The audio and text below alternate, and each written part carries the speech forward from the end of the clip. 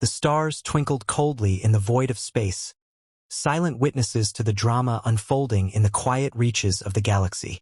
Humanity's small, fragile fleet had been traveling for weeks through the darkness, led by Captain Elise Walker and her motley crew.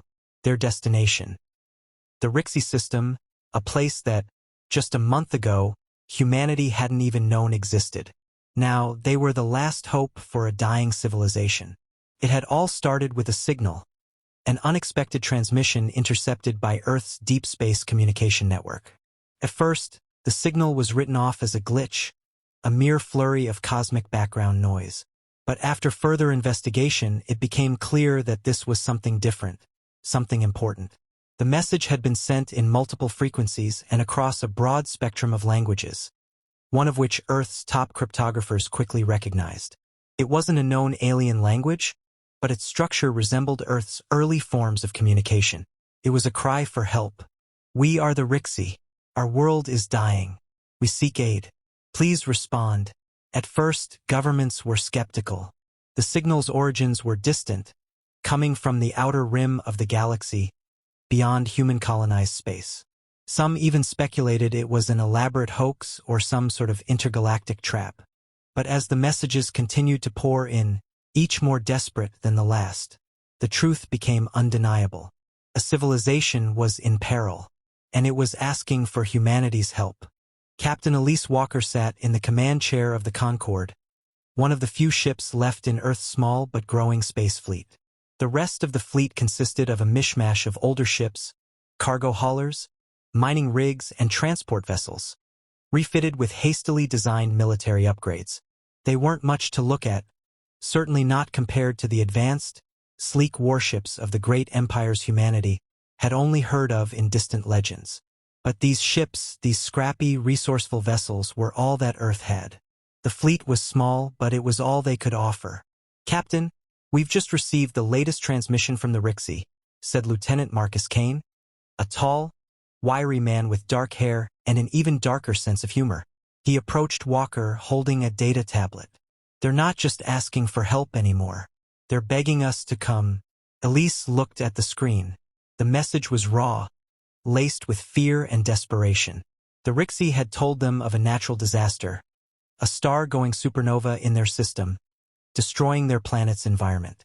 The Rixie's once thriving cities were now ruins, their water poisoned, their skies choked with ash. They had sent out the distress signal to any who might hear it. It was humanity's choice now: ignore them or respond. "They don't have much time," Elise said, her voice low. The weight of the decision was heavier than she'd ever expected. If their world is as bad as they say, we're their last hope. The decision wasn't easy. Earth had only recently started expanding beyond its solar system, its fledgling colonies barely capable of sustaining themselves. The fleet, once designed to handle small skirmishes and basic defense, was not equipped for a long-range rescue mission. It was underfunded and underpowered. But despite all of this, the United Nations had voted, unanimously no less, to send the fleet. The Rixie needed help, and humanity was going to give it. Elise stood up and walked to the large viewport of the bridge. Through the reinforced glass, she could see the faint outlines of the stars ahead, the unknown stretched out before them. She exhaled slowly, bracing herself for what lay ahead. "Prepare for jump to hyperspace," she ordered. "We're going to need every advantage we can get." In the command center of the Concorde, there was an air of anxious anticipation as crew members scrambled to double-check their systems. The small fleet consisted of just 7 ships: the Concorde, an aging but reliable cruiser; the Nebula, a repurposed mining rig converted into a long-range scout vessel; the Arcadia, a civilian transport ship now retrofitted for defensive operations; and for other smaller vessels, each armed to the teeth with the most basic weapons Earth could afford. None of them were built for war, and none of them would stand a chance against any formidable alien threat. But the humans had one thing that could make the difference: determination. "We're ready, Captain," Lieutenant Kane said, his voice steady despite the heavy atmosphere. Elise nodded. "Set coordinates for the Rixie system. Let's go save a planet." As the fleet accelerated into the unknown, Elise couldn't shake the nagging feeling that this mission would change everything. The Rixie weren't just another alien species. They were a potential ally in a vast, uncaring universe. The choices they made here, in these first few moments, could set the tone for humanity's place among the stars. And deep down, she felt the weight of history pressing on her shoulders. This wasn't just a rescue mission. This was humanity's first step toward something much larger than itself. As the stars blurred into streaks of light, Captain Elise Walker glanced out the viewport one last time, her mind racing. The journey would be long, the dangers uncertain, but one thing was for sure. Humanity was about to prove itself in a way no one could have ever predicted. The journey had just begun. The journey to the Rixie system had taken longer than expected. For weeks, Earth's small fleet had crossed the vast emptiness of space, its fragile ships drifting through the darkness.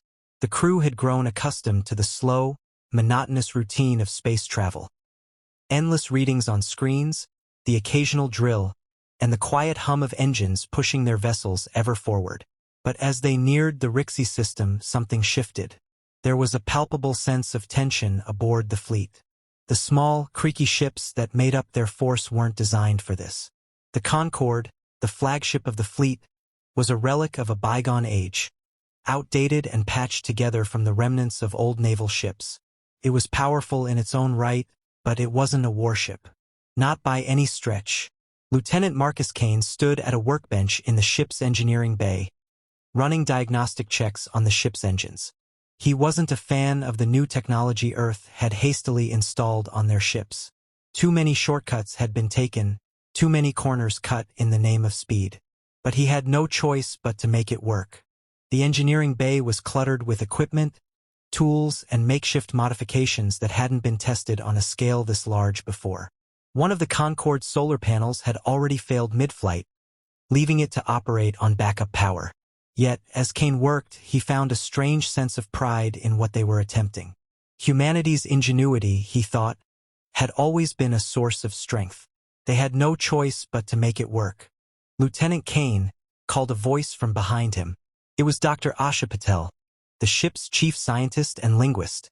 "I've been analyzing the Rixie communications again. They're still cryptic, but there's something unsettling in the most recent transmission. They've stopped talking about their planet's collapse. Now it's all about their ancient technology." Kane turned, wiping sweat from his brow. "Ancient technology?" he repeated, furrowing his brow. "What kind of technology?" Dr. Patel shook her head. "I don't know yet, but I have a feeling it's not as simple as they're letting on. They're hiding something." Meanwhile, on the bridge of the Concorde, Captain Elise Walker was deep in thought. The stars ahead shimmered, cold and indifferent. They were so close now to the Rixie system, but the closer they came, the more questions she had. She had read the Rixie's plea, understood their desperation, but something didn't sit right. "Captain," said Lieutenant Kane over the comms, breaking her reverie. "We're getting strange readings from the Rixie system. Something's off." "Off how?" Elise asked, standing up. The tension in her voice was evident. Kane's voice was tense. "It's like the whole system is being suppressed. No signs of activity on their home planet, and no ships in orbit. But we're still picking up distress signals, just not from the planet." Elise's heart skipped a beat. "What do you mean, not from the planet?" "The signals are coming from their moon. We're not sure what's there yet. But it's odd." Kane's voice softened. "It's almost like they're trying to lead us somewhere." Elise looked out of the viewport. They were entering the Rixie system now, the faint outline of their planet coming into view. Everything about this mission had been a leap of faith. But this new development made her uneasy. Were they walking into a trap? "Keep me posted," she ordered. "We need answers. All of us." As the fleet moved closer to the Rixie's moon, the mysterious pull of the mission deepened. The crew knew that the fate of an entire civilization rested on their shoulders, but none of them could shake the nagging sense that they weren't just rescuers. They were intruders on a world where things were not as they seemed. The moon, the distress signals, the ancient technology, it all pointed to something bigger than they had been prepared for. For the first time, Captain Elise Walker began to wonder. Was this mission a chance to save the Rixie, or was it something far more dangerous? The fleet entered the orbit of the Rixie's moon under a veil of uncertainty. The moon itself, a barren rock with craggy landscapes and ancient ruins, looked like a forgotten place, untouched by life for eons. From the viewport of the Concorde, Captain Elise Walker could see the faint glow of artificial lights flickering across the surface. Evidence that someone or something was there. The question was, who or what? The Rixie had insisted on guiding the humans to this moon, claiming it housed the technology needed to save their dying planet. They had been cryptic about the details, but the urgency in their communications had been enough to persuade Earth's leaders to send help. Now, standing on the bridge, Elise couldn't help but feel the weight of the decision on her shoulders. "Captain, we've entered orbit. The surface readings are clear," said Lieutenant Kane, his voice filled with a mix of caution and curiosity. "There's a small landing zone just ahead, but I'm not detecting any signs of hostile activity." "Let's proceed with caution," Elise replied. "Prepare the landing parties. Dr. Patel, you're with us. I want you to get as much information as you can from their data logs once we're down there." Dr. Asha Patel nodded, adjusting her glasses. "Understood, Captain. If there's anything remotely related to their history or technology, I'll find it." The crew geared up, preparing for the first human interaction with the Rixie outside of their transmissions. Elise felt a mixture of hope and dread. The fate of the Rixie civilization lay in their hands, but the gnawing feeling of something being hidden beneath the surface of their mission remained. The landing on the moon's surface was smooth, despite the unease that filled the crew's hearts. They disembarked from the Concorde's shuttle, stepping onto the rocky terrain of the moon. The moon's gravity was weak, and every step felt like walking on a trampoline. But the eerie stillness of the landscape sent a shiver through the crew. The Rixie were waiting for them. 3 figures, tall and alien, with elongated limbs and a translucent sheen to their skin, approached from the shadows. Their features were not unlike the humans, but there was a chilling beauty to them, their faces solemn and unreadable. "Welcome," said the tallest of them, his voice soft but commanding. "We are the last of the Rixie. Our homeworld is dying, and only the technology buried here can save us." Captain Walker exchanged a glance with Dr. Patel, who stepped forward, her expression unreadable. "What kind of technology?" Dr. Patel asked, her voice steady despite the growing unease. "What are we really dealing with here?" The Rixie leader hesitated. "It is a power that can restore our planet, heal our ecosystem, and bring us back from the brink of extinction. It is ancient, older than our civilization itself." Elise's gut twisted. The words sounded too perfect, too rehearsed. But before she could question further, Dr. Patel interjected, her voice sharp. "And why have you only now called for help? If you had this technology, why didn't you use it before?" The Rixie leader's gaze faltered. "We could not. We were not ready. We needed guidance." The words didn't sit well with Elise. Something about the way the Rixie spoke, the way they avoided direct answers, felt off. She turned to Lieutenant Kane, silently signaling for him to get a closer look at their surroundings. There was too much they weren't saying. As they made their way deeper into the ruins, the Rixie began to tell their story in more detail. They spoke of an ancient empire, one that had once dominated the galaxy. This empire had shared the same goals as the Rixie: to expand, to conquer, to control. They had helped the empire grow, contributing resources, technology, and knowledge to fuel its expansion. But then the empire had turned on them. The Yvani, the Rixie's former allies, had betrayed them, and their system had been targeted in a catastrophic act of revenge. The supernova that destroyed their world, the Rixie claimed, had been an attack engineered by the Yvani to wipe them out. Dr. Patel's face grew pale as she absorbed the implications. The Rixie had been part of the Yvani Empire, aiding their expansion, enslaving countless civilizations along the way. And now they were asking humanity for help, claiming to be victims in a war they had helped fuel. Elise's mind raced. Was this truly a plea for help, or was it a carefully crafted lie? The Rixie were in need, but how much of their suffering was self-inflicted? The truth was slippery, and the more she learned, the more questions arose. As the Rixie led them toward the ancient technology, A chill crept up Elise's spine. Whatever was buried here, whatever power they hoped to harness, might not be as simple as they believed. And humanity, with its small fleet and fragile trust, was now entangled in a story far darker than anyone had expected. The ruins of the Rixie Temple loomed ahead, an imposing structure of twisted metal and shattered stone. What had once been a place of knowledge and power now lay in decay, its once grand halls hollowed out by time and neglect. The ground beneath their feet was cracked, the remains of ancient technology embedded in the soil like forgotten relics. The Rixie guide led them deeper into the heart of the ruins, where an enormous, cylindrical tower stood. It was an impressive sight, even in its disrepair, its towering silhouette casting a long shadow across the landscape. Elise could feel the weight of history pressing down on her, but there was something else, something darker, that gnawed at her gut. "This is where it all began," the Rixie leader said, his voice low and reverent as he gestured toward the tower. "Inside, you will find the answers you seek. The technology we need to save our planet lies within." Elise studied the structure, a faint sense of unease creeping over her.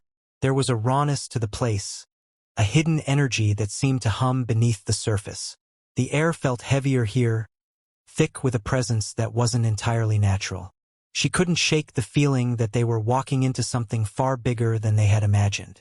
Dr. Patel's eyes were alight with curiosity. She'd been quiet up until now, but her eagerness to learn about this ancient technology was evident. As the group entered the tower, she pulled out a small handheld device, scanning the walls and floors for any readable data. The deeper they went, the more the structure seemed alive, as if it had a consciousness of its own. Inside the tower, the walls were lined with strange symbols and intricate patterns, none of which were immediately recognizable. Some of the markings seemed to pulse with an inner light, while others appeared to be dormant, waiting for something or someone to awaken them. "This is far beyond what we expected," Dr. Patel murmured, her voice reverberating off the stone walls. "The Rixie weren't just a part of a fallen empire, they were the architects of it. This technology isn't just for restoration. It's power on a scale we can't comprehend." Elise's heart quickened. "What do you mean, Asha?" Dr. Patel turned, her face a mixture of awe and caution. This technology isn't just about healing their planet. It's a weapon, Captain, one capable of reshaping entire systems. It was designed to conquer, to control. The Rixie may have been victims of the Ivani, but they were also the architects of the very empire that enslaved countless others. Elise's mind raced. She hadn't fully processed the implications of what Dr. Patel was saying. The Rixie had been enslaved by the Ivani, yes, but they had also been conquerors in their own right. This ancient technology, whatever it was, might be the key to saving their planet, or it might be the catalyst for something far worse. Before she could voice her concerns, the Rixie leader stepped forward, his expression unreadable. "We need your help to activate it," he said, his tone growing more urgent. "Without it, we have no future. Please help us bring our world back." Elise's eyes narrowed. She wasn't sure whether it was the desperation in his voice or the overwhelming sense of danger that had started to settle in her bones, but something about this felt wrong. "Activate it?" Elise echoed. "You mean to say that we're supposed to power this device without knowing what it does? Without understanding the full consequences?"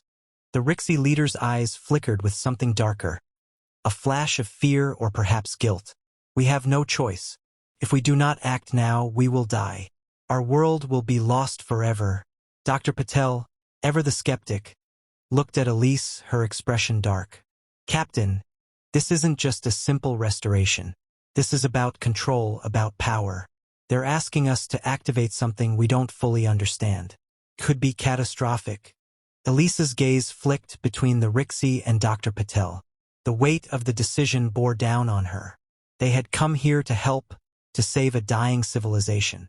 But as the pieces of the puzzle fell into place, she realized that they weren't just rescuers anymore. They were players in a much larger, much darker game. "We can't activate this without understanding it," Elise said, her voice firm.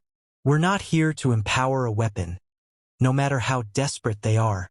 The Rixie leader's eyes widened with shock and something akin to fear.